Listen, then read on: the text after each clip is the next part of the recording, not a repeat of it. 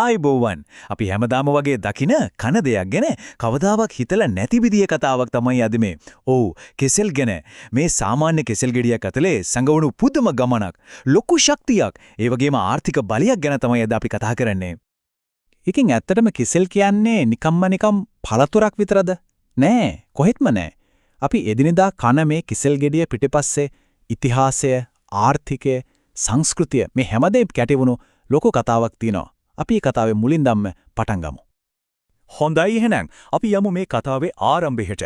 මේක නිකම්ම කතාවක් නෙවෙයි. අවුරුදු දහස් ගාණක් පරණ මහද්වීප පහු කරගෙන ආපු පුදුම ගමනක් ගැන විස්තරයක්. මේ කතාව පටන් ගන්නේ ආග්නිදිග ආසියාවෙන්. ඉන්දුනීසියාව, මැලේසියාව වගේ රටවලින් තමයි කෙසෙල් ගහ මුලින්ම ලෝකෙට එන්නේ. ඊට පස්සේ ඉන්දියානු සහ ආසියානු වෙළෙන්දෝ මාර්ගයෙන් මේ වටිනා පළතුර අපේ ශ්‍රී ලංකාවටත් එනවා. එතනින් නතර වෙන්නෙත් නැහැ. කාලයක් යද්දී අප්‍රිකාවට, මැඩ පෙරදිගට, ලැටින් ඇමරිකාවට ඔහොම ගිහින් අද වෙනකොට මුළු ලෝකෙම ප්‍රධාන කෑමක් බවට පත් වෙලා. මෙතන තියෙන පුදුමම කාරණයක් තමයි අද අපි මේ රස කර කන ගොඩක් කෙසෙල් වර්ග ඇවිල්ලා තියෙන්නේ මූසා ඇක්යුමිනාටා සහ මූසා බල්බිසියානා කියන වල් කෙසෙල් වර්ග දෙකේ දෙමුහුමක් විදියට. ඒ කියන්නේ මේ පළතුරේ ගමනට ස්වභාව දහම වගේම මිනිස්සුත් කොච්චර දායක වෙලා තියෙනවද කියලා හිතා ගන්න පුළුවන්. ඉතින් මුළු ලෝකෙම වටේ ගිය මේ ගමනේදී ඇයි ශ්‍රී ලංකාව කෙසෙල් වලට මේ තරම් හොඳ තනක් උනේ? මොකද්ද අපේ රටේ තියෙන විශේෂත්වය? අපි ඒ ගැන හොයලා බලමු. මෙන්න මේකයි රහස. කෙසෙල් වගාවට හරියටම හරියන පරිසරයක් ඕන. ඒ කියන්නේ සෙල්සියස් අංශක 25 30 අතර උෂ්ණත්වයක්, හොඳට වහින වැස්සක්, ඒ වගේම පෝෂ්‍යදායී වතුර හොඳට බැහැලා යන පසක්. වාසනාවට වගේ ශ්‍රී ලංකාවේ දේශගුණයයි පසයි මේ හැමදේම හරියටම සපුරනවා. අන්න ඒකයි අපිට මේ වගේ රන්වන් පාට අස්වැන්නක් ලැබෙන්නේ. මේ නියම දේශගුණයේ හින්දා බලන්නකෝ සිසිල් මධ්‍යම කඳුකරයේ ඉඳලා තෙත් කලාපේ ගම්පහ කළුතර රත්නපුර වගේ පැතිවලක එතනින් ටිකක් වියලි පැත්තට වෙන්න කුරුණෑගල අනුරාධපුර වගේ දිස්ත්‍රික්ක දක්වාම මේ හැම තැනම කෙසෙල් වගාව හරිම සරුවට කරනවා. ඇත්තටම කිව්වොත් රටේ කොහේ ගියත් කෙසෙල් වගාවක් දකින්න ලැබෙනවා. හරි. දැන් අපි වගා බිමෙන් පොඩ්ඩක් අයින් වෙලා කෑම මේසෙට එමු. මේ රන්මන් පළතුර අපේ ඇඟට ශක්තියක් වෙන්නෙත් දිවට රසයක් ගේන්නෙත් කොහොමද කියලා බලමු. කෙසෙල් ග්‍රෑම 100ක විතර කැලරි 89ක් තියෙනවා. ඒ කියන්නේ මොකද්ද? ව්‍යායාම කරන්න කලින් හරි මහන්සි දවසක හරි ක්ෂණිකව ශක්තිය ගන්න පුළුවන් නියම ස්වභාවික එනර්ජි බූස්ට් එකක්. ඒ ශක්තිය විතරක් නෙවෙයි.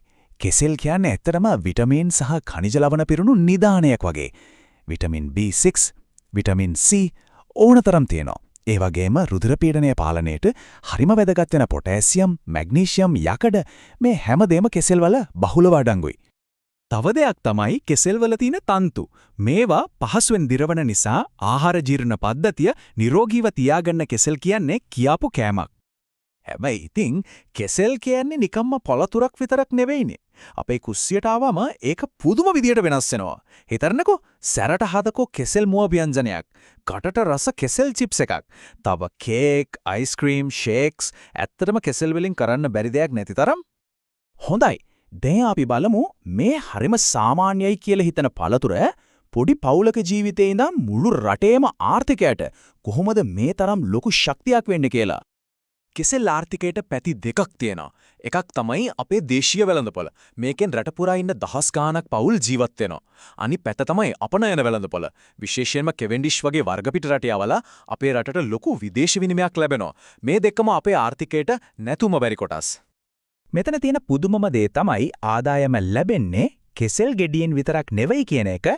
හිතන්නකෝ අපි කෑම ඔතන කෙසෙල් කොලේ, නූල් හදන්න කෙසෙල් කෙන්දි, කෑමට ගන්න කෙසෙල් බඩය.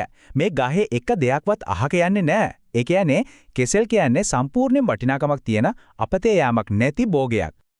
ඉතින් මේ හැමදේම එකට එකතු කරලා බැලුවම මේ කතාව කොච්චර ඇත්තද කියලා තේරෙනවා. පෝෂණයේ ඉඳන් ආර්ථිකය දක්වාම කෙසෙල් කියන්නේ ශ්‍රී ලංකාවේ ජීවනාලිය. ඇත්තට මේක අපේ රටේ සංස්කෘතියටයි ආර්ථිකයටයි ගැඹුරටම බැඳිලා තියෙන දෙයක්.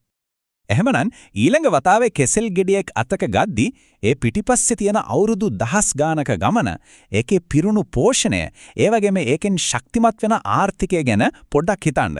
මොකද ඒක නිකම් පළතුරක් නෙවෙයි. ඒක සම්පූර්ණ කතාවක්.